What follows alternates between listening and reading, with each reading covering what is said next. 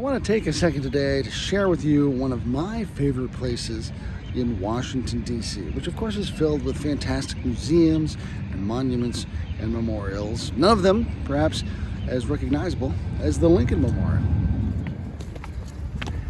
As we ascend the steps into what is America's secular temple, I actually want to have us take a stop on this landing. It was on this spot on August 28, 1863, as the final speaker of the day, that Martin Luther King delivered his famous "I Have a Dream" speech.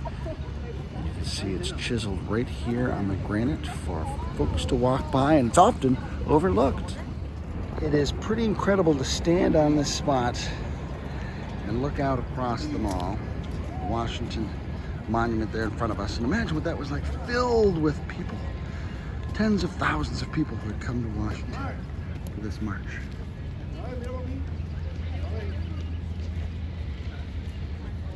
From that spot, of course, we can continue up the marble steps and find President Lincoln waiting inside for us. King understood the symbolic power of this place, and in his speech he drew explicit references to Lincoln and Lincoln's work. For instance, when he opens up and says 50 years ago, it's a direct reference to 7 years ago in the Gettysburg Address. King keeps using Lincoln as a touchstone in several places throughout the speech to remind people of where they're at, and that notion that Lincoln had made a promise and it's now time to cash in on that promise, which has been essentially deferred.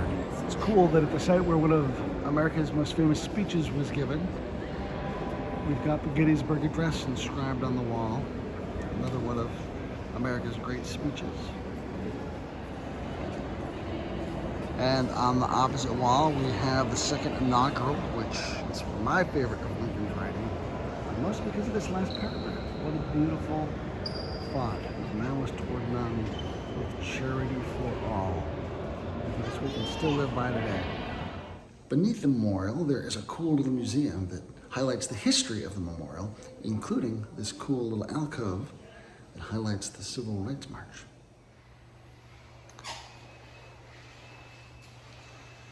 As this alcove points out, the Lincoln Memorial was not just a site for the March on Washington, which is highlighted there in the center, but also the scene of lots of protests over the years.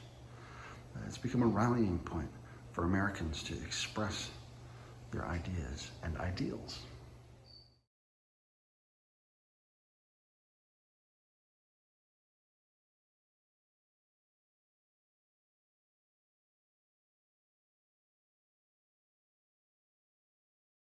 Now, I'm sure you've seen pictures of the reflecting pool. Let's take a walk down to the far end and you can appreciate just how far it really is. Because in the pictures they don't seem to do it justice, but I am football fields away and I'm not even at the end yet.